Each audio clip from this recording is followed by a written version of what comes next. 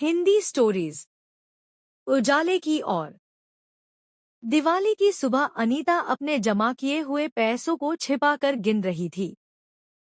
उसके पास 1400 रुपए जमा हो चुके थे। अपने पास इतने रुपए देखकर उसकी आंखें चमक उठी। उसके सामने रंग बिरंगे अनार, इंद्रधनुषी फुलझड़ियां और आसमान में बिखरती हवाइयां झिलमिलाने लगी।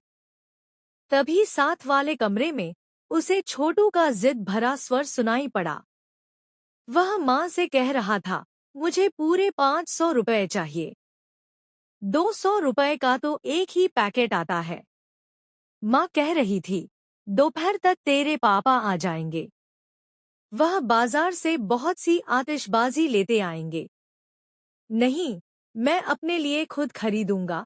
छोटू अड़ गया था। माँ ने हार कर उसे 500 रुपए दे दिए। अनीता जब रसोई में गई तो माँ ने उसके हाथ में 200 रुपए पकड़ा कर कहा, यह ले अनीता, तू भी अपने लिए कुछ खरीद लेना। मेरे पास यही 200 रुपए बचे थे। पहले तो यह सोचने लगी कि मेरे हिस्से में 200 रुपए ही आए, जबकि छोटू को 500 रुपए मिल गए। लेकिन फिर उसने सोचा, चलो, वह मुझसे छोटा है।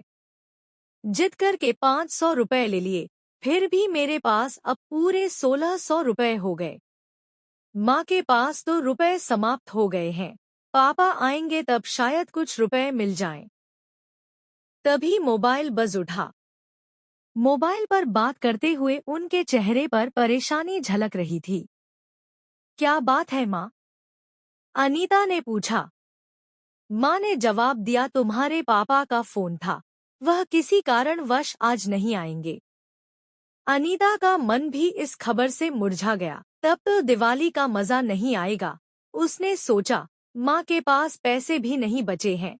मिठाई और दिए कहाँ से आएंगे? छोटू आंगन में था। वह हवाई उड़ाने के लिए खाली बोतल जमीन में गाड़ रहा था। अनीता ने उसके पास जाकर सब कुछ बताया और पूछा, अब क्या करें? छोटू को यह प्रश्न बहुत अटपटा लगा। वह अपने खेल में व्यस्त रहा। माँ बाहर आकर बोली, कहीं जाना मत। मैं तुम्हारी चाची के यहाँ जा रही हूँ।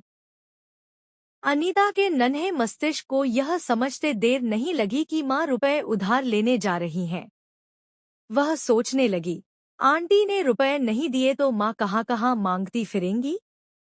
माँ चली गई तो उसने छोटू से कहा, मैंने 1400 रुपए जमा किए हैं। 200 रुपए माँ ने दिए और तुम्हारे पास 500 रुपए हैं। सब मिलाकर 2100 रुपए हो जाएंगे। हम अपने लिए 500 रुपए की आतिशबाजी और मोमबत्तियां खरीदेंगे। मिठाई घर पर बनाएंगे। उसके लिए सामान बाकी रुपयों से खरीद लेंगे। बोलो, मंजूर है? छोटू चिंता में पड़ गया। अनीता ने जल्दी से कहा, माँ अभी रास्ते में होंगी। वह रुपए उधार लेने गई हैं। छोटू अभी फैसला कर ही रहा था कि उसे सामने वाले घर से अपने सहपाठी किशन की आवाज सुनाई दी, छोटू, चलो, हम पटाखे लेने जा रहे हैं। रुपए लेकर आ जाओ।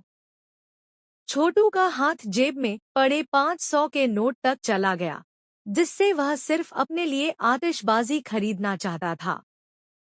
उसने सामने खड़े किशन को देखा, फिर बहन के बढ़े हुए हाथ को देखकर अनायास ही अपना हाथ बहन को पकड़ा दिया।